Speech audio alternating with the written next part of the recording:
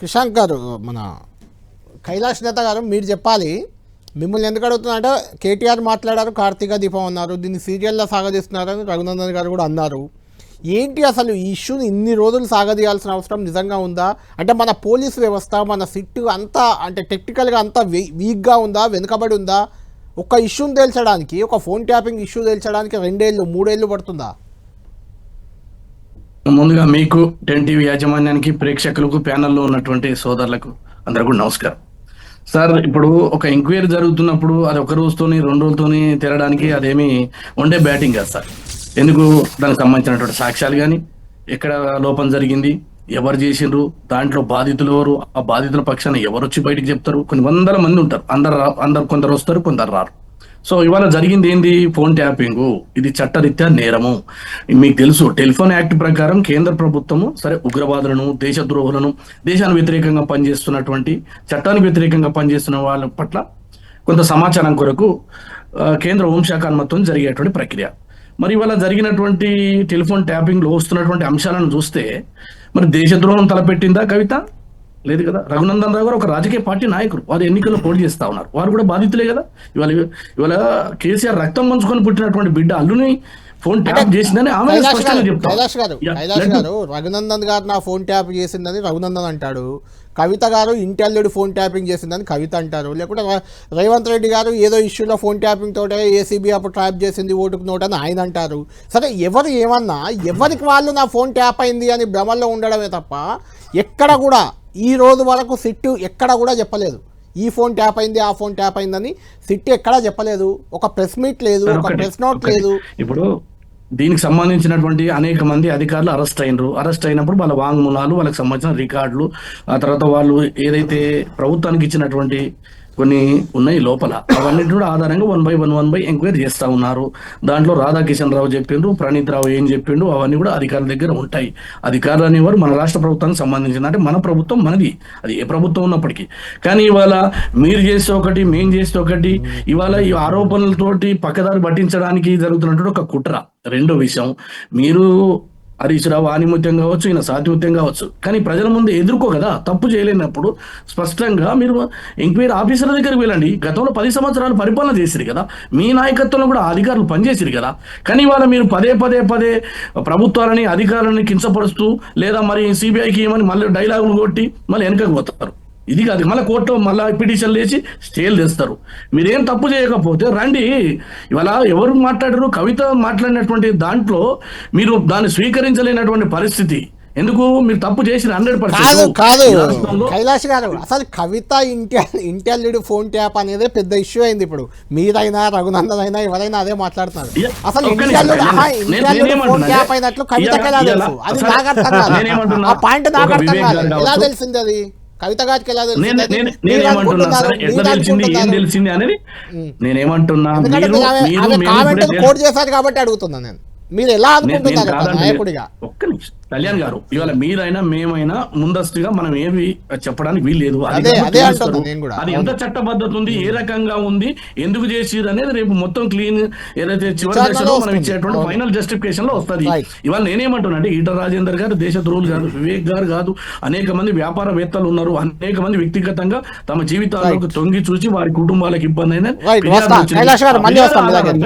దర్యాప్తు జరుపుతుంటే దర్యాప్తు సహకరించడం మాని అపనిందలు చేసి ప్రభుత్వం మీద తులనాడి దీనివల్ల వచ్చేటువంటి ప్రయోజనం ఏం లేదండి. గందరగోళం చేసినా నిజమైతే నీకు తెలుస్తుంది. రైట్ కైలాష్ గారు, ఇక్కడ డౌట్ ఏంటంటే మీరు విచారించండి, తేల్చండి, దోషులను శిక్షించండి, అందులో వాళ్ళకి అభ్యంతరం లేదని చెప్తున్నారు. కానీ ఏదన్నా ఒక ఇష్యూ రాగానే ఆ ఇష్యూను డైవర్ట్ చేయడానికి ఏదో ఒకటి తెరపైకి తెస్తున్నారు. ఆ సింగరేణిది మీ జిల్లా మంత్రి నుంచే మొదలైంది. అది కోమటిరెడ్డి వెంకటరెడ్డి గారు మీకు అత్యంత సన్నిహితులు, అక్కడి నుంచి మొదలైంది పంచాయతీ. ఆ తర్వాత బట్టి విక్రమార్క మీదకి వెళ్ళింది, ఆ నుంచి సింగరేణి మీదకి వెళ్ళింది, టెండర్ల రద్దుకు వచ్చింది, అది పక్కకి వెళ్ళిపోయి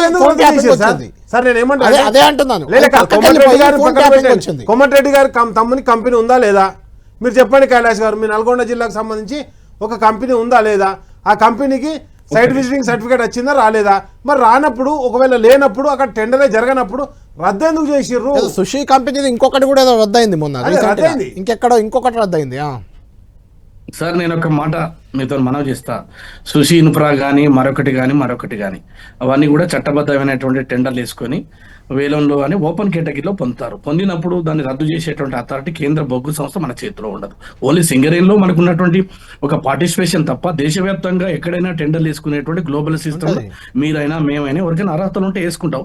ఒకవేళ నచ్చకపోతే దాని ఏదో రూల్స్ ఫ్రేమ్ చేసినప్పుడు వాటిని రద్దు చేసేటువంటి అధికారం కేంద్రంలో ఉంటుంది. కేంద్రానికి మంత్రి ఎవరంటే కిషన్ రెడ్డి గారు. మరి కిషన్ రెడ్డి గారు వాళ్ళ రహస్య మిత్రుడే కదా, వాళ్ళతో మాట్లాడుకుని రద్దు చేయించండి, ఎంక్వైరీ చేయించండి, మాకేం అభ్యంతరం. రాష్ట్రంలో సిబిఐ రాకుండా అడ్డుకున్నది ఎవరండి 10 సంవత్సరాలు? దయచేసి నేను ఒక మాట మనవి చేస్తా ఉన్నా, ఈ రాష్ట్రంలో శాసనసభలో సిబిఐ రాకుండా అడ్డుకొని ఆపింది వాళ్ళు. కానీ ఇవాళ మా మీద బురద జల్లేటువంటి ప్రయత్నం ఏదైతే ఉందో, మీరు చేసినటువంటి తప్పులన్నీ కూడా ప్రజల ముందు మీకు దోషిగా నిలబడతా ఉన్నారు. వాటన్నిటి కూడా తప్పించుకోవడానికి గాయి గందరగోళం చేసేసి ఇదంతా కూడా ఏమంటారు చూసినాం, వెనకటి సామెత ఉంది. ఇవన్నీ కూడా వాటి గురించి మాట్లాడంటే నాకు ఇప్పుడు నేను విజ్ఞత కాదు. కానీ ఇవాళ ఈ రాష్ట్రంలో అనేక చోట్ల అవినీతి జరిగింది, వాటి మీద ఎంక్వైరీ. ఈ కార్ రేస్ లో అవినీతి జరిగింది, ఎంక్వైరీ. అదే విధంగా అంటే కైలాష్ గారు ఇక్కడ వస్తున్న పాయింట్, కైలాష్ గారు మీరే చెప్పండి ఇక్కడ వస్తున్న పాయింట్ ఏంటంటే ఒక్క నిమిషం కైలాష్ గారు ఇక్కడ వస్తున్న పాయింట్ ఏంటంటే ఒక్క నిమిషం కైలాష్ గారు ఇక్కడ వస్తున్న పాయింట్ ఏంటంటే సింగరేణి టెండర్లు అది ఇదని కాదు, ఇప్పుడు ప్రభుత్వంలో జరుగుతున్న అవినీతిని తాము ప్రశ్నిస్తే గత 10 ఏళ్ల అవినీతి అంటూ విచారణలు జరుగుతున్నాయి, మమ్మల్ని టార్గెట్ చేస్తున్నారు అనేది వాళ్ళ ఆరోపణ. ఇప్పుడు దొంగతనం చేసిన వాళ్ళు ఇతరులని దొంగ అని చెప్పాలి కదా. కాబట్టి 10 సంవత్సరాలు రాష్ట్రంలో చేశారు, రాష్ట్రంలో హైదరాబాద్ చుట్టూ దోచుకున్నారు, హైదరాబాద్ భూభారత పేరుతోటి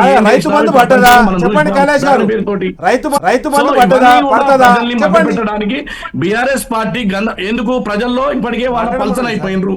పార్లమెంట్ ఎన్నికల్లో 0, ఆ తర్వాత సర్పంచ్ ఎన్నికల్లో 20% రాలేదు. మళ్ళీ ఏ రకంగానైనా రాజకీయ లబ్ధి కోసం ప్రభుత్వం మీద బురద జల్లాలి. ఇవాళ నేను చూస్తున్నాం ఒక్కొక్కటిగా. ఇవాళ కేటీఆర్ గారు ఎంత ఘోరాతి ఘోరమైన మాటలు, పరిష పదజాలం ప్రపంచం చూస్తుంది. ఇవాళ నేను కాదు, మీకు తెలియదు కాదు, ఏ రకంగా మాట్లాడుతూ ఉన్నారో ప్రపంచం చూస్తుంది. కానీ ఇవన్నీ మాకేం తెలియదు. తర్వాత ఏమంటే చిట్టీలు రాసిచ్చింది నిజం కాదా? ముఖ్యమంత్రి గారి నుంచి ఆదేశాలు వచ్చినప్పుడు అధికారులు చేసింది నిజం కాదా? ఇవన్నీ బయటపడతాయి కదా. ఇవాళ ఎవరు ఆరోపణ చేసి కేసీఆర్ రక్తం పంచుకున్న బిడ్డే కదా, ఇప్పుడు మేము ఆరోపణ చేసింది కాదు. ఈటల రాజేందర్ ఎవరండి? ఒక రాజకీయ నాయకుడు. ఆయన ఏమైనా ఆశామర్చి వ్యక్త? తెలంగాణ ఉద్యమంలో పెద్దన్న పాత్ర, ఓ వివేక్ అన్న కావచ్చు, రఘునందన్ రావు గారు కావచ్చు, లేకపోతే ఇంకెవరైనా కావచ్చు. ఇవాళ ఒక్కటండి, ప్రకాష్ గారు ఏం మాట్లాడారని ఇంత మునుపు సోదరు రఘునందన్ రావు గారు చెప్పినారు, ఎంపీ గారు, నువ్వు నాకు ఫోన్ చేయకు, ఫోన్ చేస్తే నాకు ట్యాబ్ అవుతుందని హరీష్ రావు అన్నారని చెప్తున్నారు. సో ఇవన్నీ కూడా చూస్తే ఒకరి మీద ఒకరి కుటుంబంలో గోతులు తవ్వుకునే ప్రయత్నంలో భాగంగా ఇది బయటపడింది. కాబట్టి ప్రజల నుంచి వచ్చినటువంటి డిమాండ్ ఆధారంగా ఎంక్వైరీ జరుగుతుంది. ఎంక్వైరీ అనేది పారదర్శకంగా మీకోసం మా కోసం అధికారులు పనిచేయరు. డెఫినెట్ గా తప్పు ఎవరిదైనా తప్పే, ఆ శిక్ష మీరు పడితే ఎదుర్కోండి. లేదు మీరు కనుక నిజాయితీ పరులు, ధర్మరాజులు, లేకపోతే ప్రపంచానికి ఏది మనం నీతికి నిజాయితీకి పట్టం కడితే అబద్ధాలకు పునాదులు వేస్తే ఏ రకంగా జరిగిందో తెలంగాణ రాష్ట్ర ప్రజలు నమ్మినరు. ఇవన్నీ కూడా అబద్ధాలని తేలిపోయింది. డెఫినెట్ గా ఎంక్వైరీకి సహకరించండి. తప్పు లేకపోతే బయటకు వస్తారు కదా. ఏముందో మిమ్మల్ని ఏమి జైల్లో పెడతామని మేమేమైనా ఛాలెంజ్ చేసి వ్యక్తిని గుంజుకుపోయేది కాదు కదా, దర్యాప్తు సంస్థలు కదా చేసేది. వాటికి సహకరించకపోగా ఇది కార్తీక అంటే వన్డే మ్యాచ్ లెక్క ఒకరోజు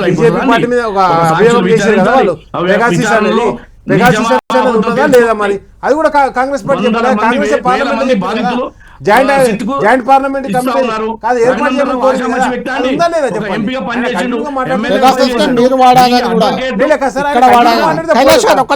చెప్పండి. నేనేమంటానంటే పెగాసిస్ మీద Congress party joint parliamentary committee ఏర్పాటు చేయమని కోరింది. మరి అది కూడా ఆరోపణేనా?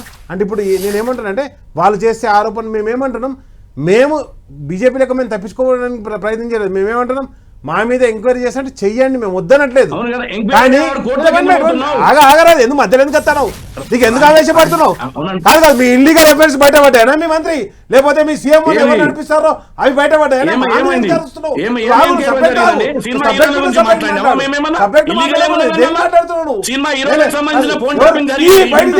గవర్నమెంట్ నువ్వే కదా గవర్నమెంట్ నువ్వే కదా, ఎవరు రాశారు మొన్న, ఏ పత్రిక రాసింది, ఏ మీడియా రాసింది?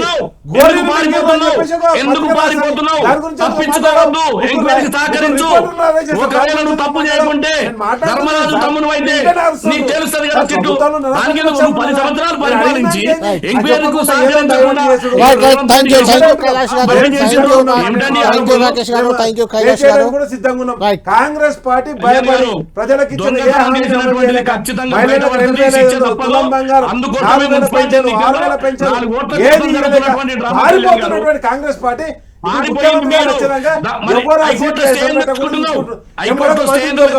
పొంగులేటి శ్రీనివాస్ రెడ్డి గారికి అసలు అక్కడ ఇన్వెస్ట్మెంట్ ఏం సంబంధం అండి? పొంగులేటి శ్రీనివాస్ రెడ్డి పొద్దుగాల అదే విధంగా పొంగులేటి గారు అందరూ కలిసి సీట్ ఎక్కడ గుంజుకుంటారని ఎంబడి పట్టుకపోయారు. పొంగులేటి శ్రీనివాస్ రెడ్డి ఏం పని ఉన్నది? ఏం లేదు, తన సీట్ కాపాడుకోవడానికి డైవర్షన్ అదే పని ఉన్నారు.